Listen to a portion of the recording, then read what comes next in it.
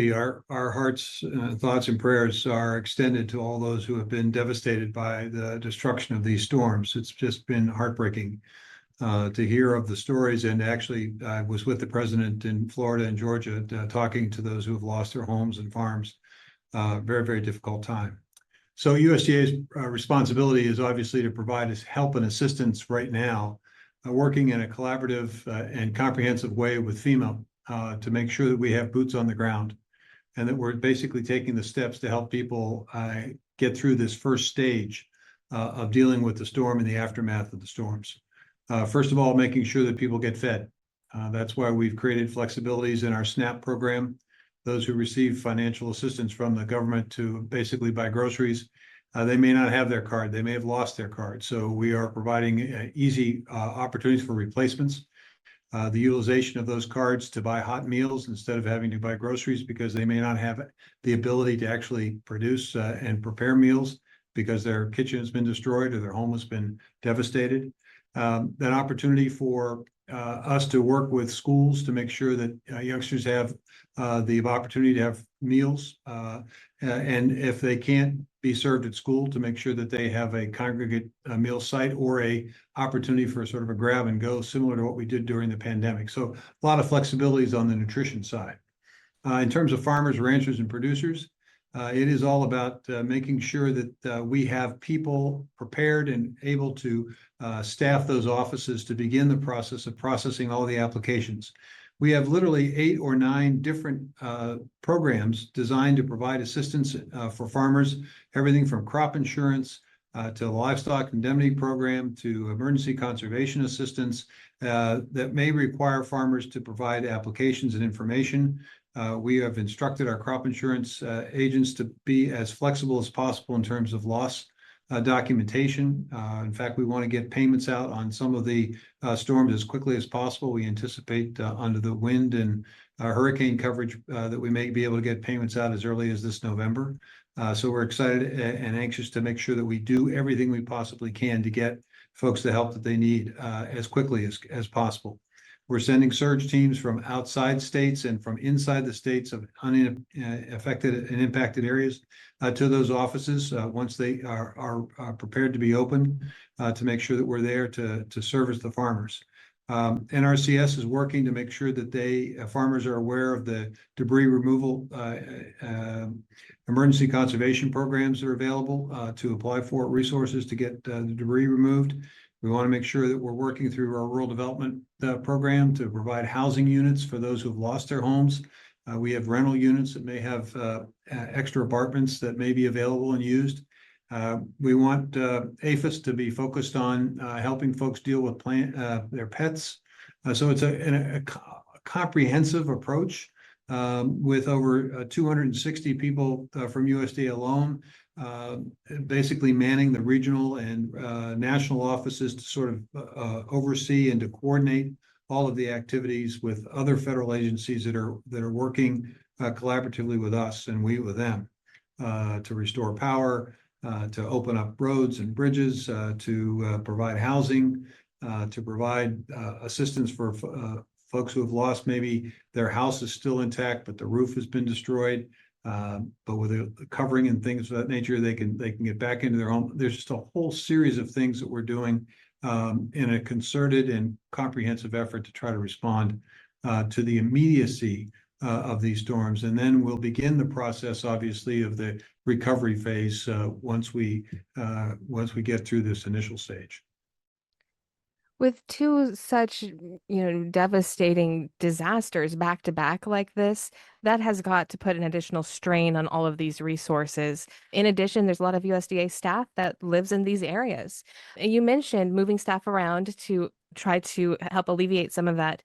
Putting a focus on that, how is USDA working in those areas? Well, as I mentioned, we have what are called surge teams. These are additional people that come in from outside a state that's not been impacted by the storms to help supplement and complement or to provide opportunities for additional staff in these offices. We also are moving people in the state that are coming from counties that weren't impacted by the storm And so it's a combination of out-of-state and in-state folks basically going to where the need is and where the work is going to be most significant over the course of the next several weeks and months. So we are making those arrangements right now. We've got teams moving right now to do that. So we're confident we're going to be able to man the offices and to provide this assistance and help. We have online capacity as well, to the extent that people have access to the internet. There's a disaster assistance online tool that would allow producers to take a look at the particular situation they're confronting, whether it's a flood or whether it's wind damage. It will list all of the programs that potentially are available for that producer. When they click on those programs, they'll get the name and contact information of someone who might be able to help them and assist them in making an application. We obviously want producers to be able to document as best they can under the circumstances, the losses that they've incurred, so that we can get payment to them as quickly as we can. And I mentioned that we're providing flexibility on the crop insurance side so that if they have records that have been destroyed as a result of the storm, that they're not penalized because of that. So with greater flexibility, trying to get payments to them as quickly as possible, making sure that the offices are fully and adequately staffed.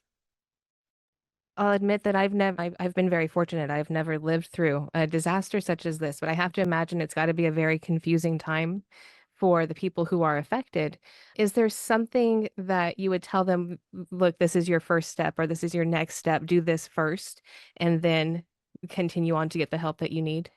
I'd say a couple of things. First of all, to the extent they can, documenting the losses that they've incurred obviously becomes very, very important. That can be done in a number of different ways, but having, to the extent that you're able to define the nature of your loss, particularly for farmers and ranchers and producers, that is extremely helpful and allows us to move forward in terms of crop insurance payments, in terms of the non-crop insurance assistance program payments, in terms of the livestock indemnity program payments, in terms of the forage program payments, and basically also documenting the conservation needs. If there's soil erosion or if lands have to be restored, basically documenting that and working collaboratively with folks to get that information as quickly as possible to FSA or crop insurance agents. That's number one. Number two, look, this is very stressful. And people need to know that there's a 24/7 hotline that they can utilize and call if they are just overwhelmed.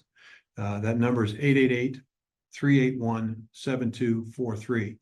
888-381-7243. It is manned 24/7, and we would encourage folks to use that if and when they need to talk to somebody and just try to get themselves to a place where they're in a better state of mind. Thank you for sharing that phone number. If you were able to, and I know that you have been able to talk with some of the people who are affected, but if you were able to speak to each one of them one-on-one, what message would you really want them to hear from you?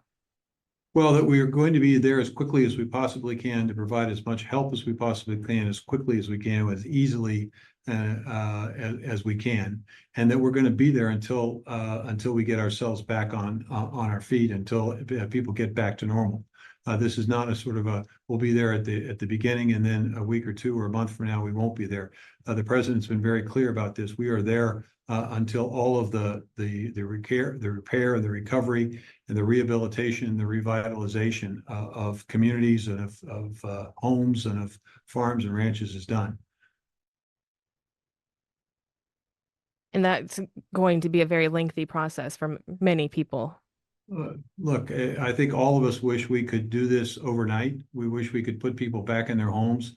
We wish that there wasn't damage to the crops or livestock. But the reality is that's why we have insurance programs. That's why we have the various farm bill programs to provide help and assistance. That's why we have offices in virtually every county of the country to be able to service people. And this is what government does. And as I've often said, I think America is at its best and Americans are at their best in the worst of times. And obviously the folks in the southeast part of our country have gone through the worst of times. And it has been very, very difficult, no question about it. But there are a lot of people. In fact, I think there were over 8,000 federal employees that are currently sort of working on this disaster assistance effort right now in a variety of ways. the Energy Department is making sure that 50,000 individuals who are capable of repairing electric lines are coming into those states that have been impacted by these storms to restore power. The Department of Defense is providing blue tarps so that people can basically put that over their roof if it's been destroyed, and basically be able to continue to stay in their home if they still have a home. FEMA is working to provide people resources, financial resources, as well as housing assistance to sort of get to a point where there's at least some semblance of normal for these folks. So there are a lot of people working, and they will continue to work 24/7 to try to provide the help and assistance that people need.